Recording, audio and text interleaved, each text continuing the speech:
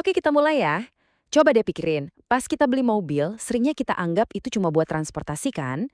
Tapi gimana kalau saya bilang, itu sebenarnya salah satu langkah investasi terbesar dalam hidup Anda. Beneran, mobil itu aset. Dan layaknya seorang investor, tugas kita ya gimana caranya nilai aset ini nggak anjlok. Nah, ini dia nih biang keroknya. Bukan soal bensin, bukan soal servis bulanan. Biaya terbesar yang sesungguhnya itu adalah selisih harga pas Anda beli dan harga pas Anda jual nanti. Itu loh uang hilang yang sering banget nggak kita sadari. Jadi kalau kita mau jadi investor mobil yang cerdas, ada satu musuh besar yang harus kita kenal betul. Namanya depresiasi. Ini konsep yang wajib banget dipahami kalau nggak mau rugi di akhir permainan. Apa sih depresiasi itu? Gampangnya gini, ini tuh kecepatan mobil Anda kehilangan nilainya. Persis kayak kita beli HP baru yang paling canggih. Setahun kemudian, harganya pasti udah turun drastis kan? Nah, mobil juga gitu. Tapi skala penurunannya itu bisa puluhan juta rupiah. Inilah biaya siluman yang diam-diam menggerus nilai investasi kita setiap hari. Eits, tapi tenang dulu. Depresiasi ini bisa kita lawan kok. Kuncinya itu bukan pas kita mau jual mobilnya, tapi justru jauh sebelum itu. Tepatnya pas kita mutusin mau beli mobil apa. Disinilah strategi seorang investor pintar dimulai. Oke, ada 4 faktor utama nih yang jadi pondasi nilai mobil Anda di masa depan. Anggap aja ini 4 pilar yang harus kokoh biar investasi kita nggak gampang goyah. Yuk, kita bedah satu persatu. Pertama, merek. Ini penting banget, apalagi di Indonesia. Merek-merek kayak Toyota atau Honda, itu harga jual kembalinya cenderung stabil banget. Kenapa? Ya karena banyak yang cari, spare partnya gampang ditemuin di mana-mana, dan udah terkenal bandel. Buat investor pemula, ini adalah pilihan yang paling aman. Kedua, warna. Mungkin kedengarannya sepele ya, tapi ini efeknya gede loh. Faktanya di pasar mobil bekas, warna-warna netral kayak hitam, putih, atau silver itu yang paling laku keras. Milih warna yang ngejreng atau unik mungkin kelihatan keren sekarang, tapi itu sama aja kita memperkecil calon pembeli kita nanti. Jadi intinya, kalau mau untung, pikirin selera pasar, bukan cuma selera pribadi. Lanjut, soal varian atau tipe mobil.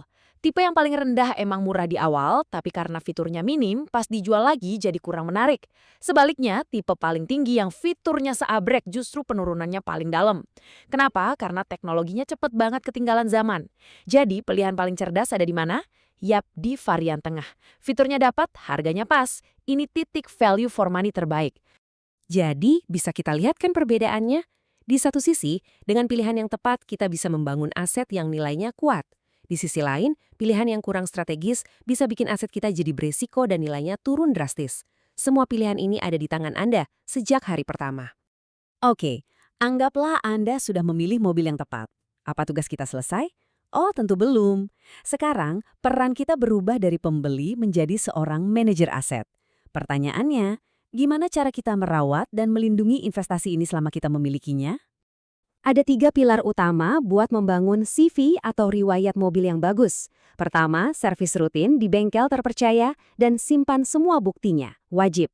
Kedua, sebisa mungkin hindari kecelakaan besar yang bisa merusak sasis atau struktur mobil. Dan ketiga, jaga kilometer pemakaian tetap wajar.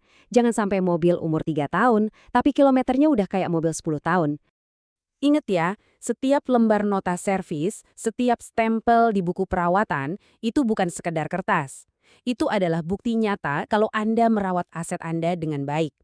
Riwayat yang jelas dan lengkap ini bisa jadi kartu truf Anda saat negosiasi harga jual nanti. Sekarang, coba kita putar balik posisinya. Kita intip dari kacamata calon pembeli mobil Anda beberapa tahun lagi. Kira-kira, apa sih yang mereka cari? Kalau kita paham ini, kita bisa siapkan aset kita biar jadi incaran utama mereka. Pembeli yang pintar itu pasti akan mencari apa yang udah kita bahas dari tadi.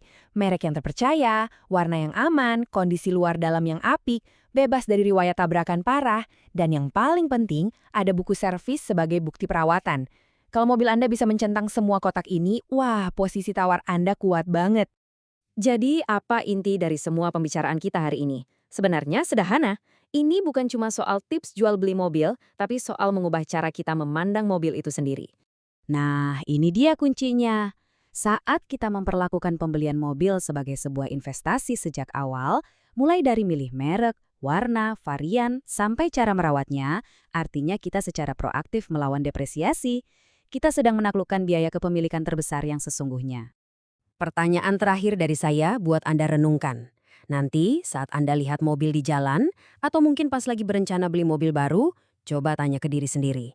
Apakah saya melihat ini sebagai alat transportasi saja, atau sebagai aset yang nilainya harus saya kelola dengan cerdas? Jawaban Anda akan sangat menentukan hasil finansial Anda di masa depan.